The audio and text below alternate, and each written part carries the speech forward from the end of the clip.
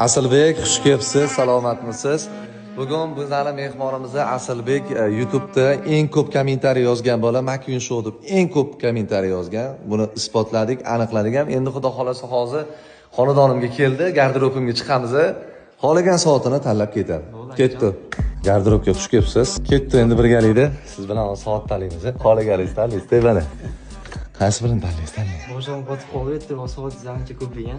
Xohlaganingiz qarang, buni ko'ring, bilmayman, farqi yo'q. Luboyni tanlasangiz tanlayvering. Bu yerda oddiylari ham bor, arzonlari ham bor, qimmati ham bor. Endi men Luboy soat taqib ketiraman. Eng qimmat soat qaysi bo'lagicha? Bu yerdami? Bu yerda ham Gucci bor mana. Ham $350 ga olganman. Eng oxirgi olgan soatini Fajr soati bor. Qimmat emas lekin bu prosta menga yoqqani uchun olganman. Mana bu joygacha?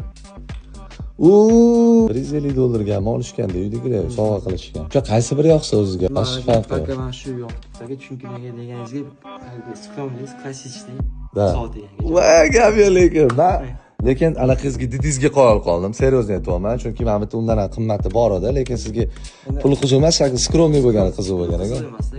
Gap bo'lishi mumkin. Asilbek, o'zim ham maza qilib taqqanman bu soatni.